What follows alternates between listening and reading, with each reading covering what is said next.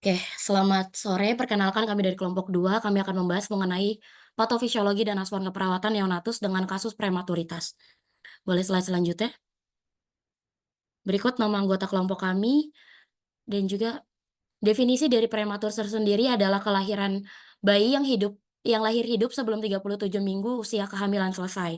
WHO sendiri mengklasifikasikan beberapa contoh prematuritas seperti yang ada di PPT. Prematuritas sendiri merupakan penyebab utama dari kematian pada anak di bawah usia 5 tahun secara global, dengan lebih dari 900.000 kasus kematian pada tahun 2019 akibat adanya komplikasi dari kelahiran prematur. Sebagian besar kematian juga dapat dicegah dengan intervensi yang efektif dan terjangkau. Beberapa penyebab kelahiran prematur juga termasuk ada kehamilan ganda, infeksi, serta kondisi kronis seperti diabetes ataupun tekanan darah tinggi. Meskipun dalam banyak kasus masih banyak tidak diketahui penyebab lebih lanjut mengenai prematuritas. Slide berikutnya.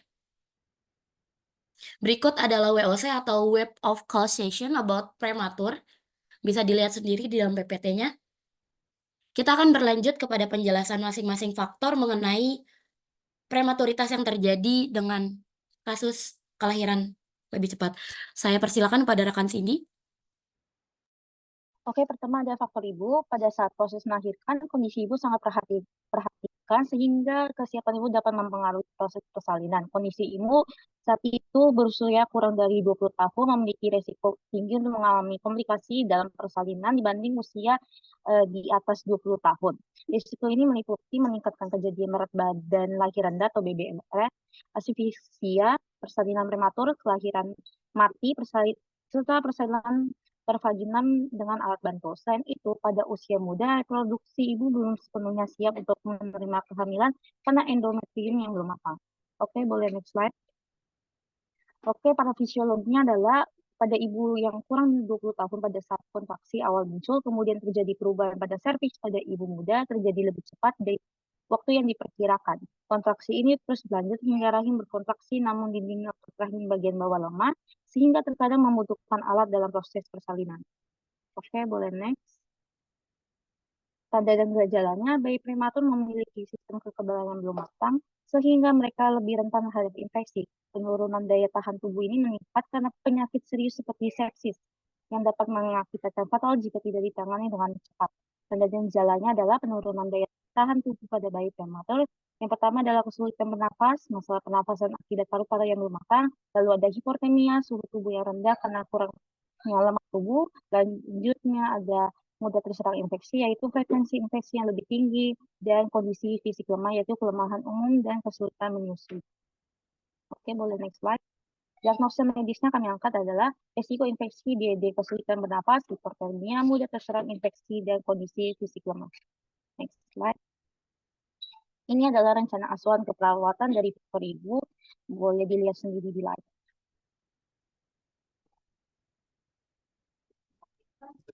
Oke, selanjutnya faktor kedua yaitu faktor janin, di mana faktor janin yang menyebabkan kelahiran prematur meliputi kondisi-kondisi tertentu yang dapat memicu kontraksi dini atau mengganggu perkembangan janin, keterbatasan pertumbuhan janin, merupakan komplikasi kehamilan yang umum di seluruh dunia yang menyebabkan lahir mati dan kematian serta morbiditas neonatal. Secara umum didefinisikan sebagai kegagalan janin untuk mencapai proses pertumbuhan penuh yang ditentukan secara genetika karena etiologi patofisiologis, terutama disfungsi plasenta. Next.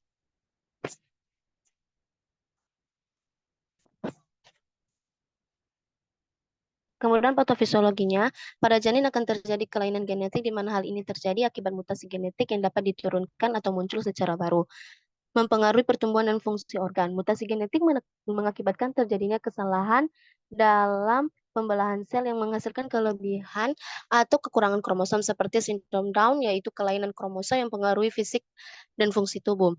Selain itu, faktor ini dapat menyebabkan pertumbuhan janin terhambat. Kondisi ini di mana janin tidak berkembang sesuai ukuran normal, sering disebabkan oleh masa kesehatan ibu, sehingga terjadinya gizi buruk atau kekurangan nutrisi yang penting selama kehamilan dapat menyebabkan kelainan bawaan. Ketika ibu memiliki riwayat hipertensi kronis, ibu maka dapat mengganggu aliran darah ke janin yang mengakibatkan risiko komplikasi sehingga terjadi masalah serius dalam perkembangan janin. Gangguan metabolik janin juga dapat mengacu pada masalah dalam proses metabolisme yang dapat mengganggu pertumbuhan janin seperti diabetes bawaan ibu yang dapat menyebabkan berbagai komplikasi pada janin termasuk cacat lahir. Kehamilan ganda atau kembar juga dapat meningkatkan risiko komplikasi dan kelainan pada janin karena adanya persaingan sumber daya dalam rahim sehingga asupan nutrisi yang tidak memadai berpengaruh pada perkembangan organ janin. Next. Tanda dan gejala. Keterkaitan antara permukaan tubuh, suhu luar, dan kehilangan panas sangat penting dalam pengaturan suhu tubuh. Permukaan tubuh yang lebih luas meningkatkan potensi kehilangan panas, di mana jaringan lemak sukutan lebih tipis juga menyebabkan kehilangan panas, kemudian kehilangan cadangan energi sehingga menyebabkan malnutrisi yang dapat menyebabkan hipoglikemia. Gejala ini ditandai dengan kulit pucat, menggigil, keringat berlebih, dan bahkan kebingungan mental. Next. Diagnosa medis yang dapat diangkat yaitu resiko ketidakseimbangan suhu tubuh ditandai dengan kulit pucat, menggigil, keringat berlebih, dan bahkan kebingungan mental. Next. Rencana asuhan keperawatannya dapat dilihat dari slide, adanya observasi, terapeutik, dan edukasi.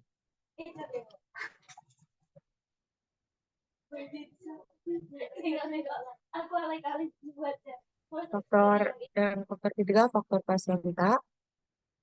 Plasenta pria adalah kelainan yang terjadi selama kehamilan yang ditandai dengan adanya jaringan plasenta di dekat atau menutupi leher rahim atau jalan lahir.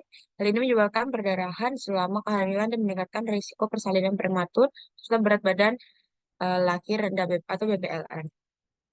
Oke, untuk patofisiologinya pada plasenta previa, plasenta berimplantasi di segmen bawah rahim yang dapat mengakibatkan plasenta menutupi pembukaan jalan lahir. Hal ini menyebabkan kurangnya suplai darah yang optimal, mengakibatkan suplai oksigen dan nutrisi pada janin yang terbatas yang menghambat pertumbuhan janin dan beresiko menyebabkan BBLR. Pada trimester ketiga, segmen bawah rahim akan mulai merenggang dan menipis. Perenggangan ini dapat menyebabkan robekan antara dinding rahim dan plasenta yang menyebabkan perdarahan yang berulang dan sering tidak terduga. Plasenta memiliki fungsi untuk mentransfer oksigen dan nutrisi dari ibu ke janin. Jika plasenta mengalami disfungsi, maka suplai oksigen dan nutrisi menjadi tidak tercukupi atau bisa disebut iskemia. Perdarahan yang berulang berpotensi memicu respon inflamasi di rahim yang dapat merangsang produksi prostaglandin yang memiliki peran dalam memicu kontraksi pada rahim yang mengakibatkan terjadinya persalinan prematur.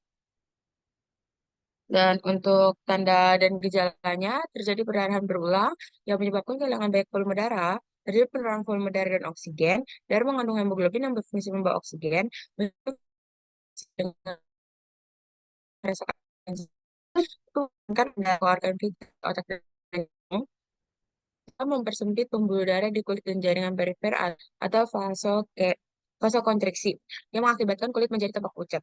Jantung memompa lebih cepat untuk dapat memenuhi kebutuhan darah dan oksigen yang menyebabkan gejala lemas dan pusing dan pucat. Diagnosa medisnya, risiko perdarahan ditandai dengan komplikasi kehamilan. Berikut rencana asuhan keperawatannya ada di bagian observasi, terapeutik, edukasi, dan kolaborasi. Ada lagi diagnosisnya yaitu risiko shock ditandai dengan kekurangan volume cairan. Dan berikut rencana asuhan keperawatannya.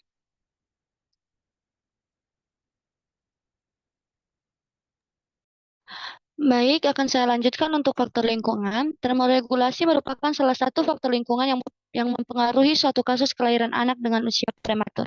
Pada perubahan iklim yang ekstrim, seperti panas yang ekstrim, ibu dapat mengalami termoregulasi. Pada saat termoregulasi ini terjadi, hormon aksi hipotalamus hipofisis adrenal akan mengaktifkan hormon kortisol.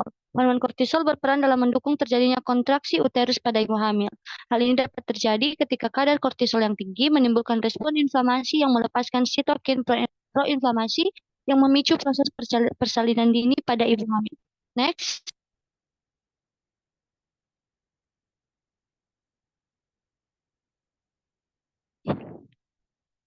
Patofisiologi, pada kasus anak dengan kelahiran prematur, organ yang dimiliki oleh bayi tentunya belum matur atau sempurna. Salah satunya adalah bagian paru bayi. Seperti yang dijelaskan sebelumnya, bahwa organ pada bayi masih belum matur atau sempurna, maka hal ini mempengaruhi kerja paru yang tidak efektif, sehingga dapat menyebabkan adanya takipnu yang mengakibatkan pola nafas bayi menjadi tidak efektif dan menimbulkan bunyi nafas tambahan, ronki, ataupun wheezing. Selain itu, pola nafas bayi yang tidak efektif dapat menimbulkan takikardia pada bayi baru lahir. Kondisi lain yang tidak dapat dihindari ketika bayi dalam kondisi takikardia adalah hipoksemia yang menyebabkan sianosis pada bayi. Next.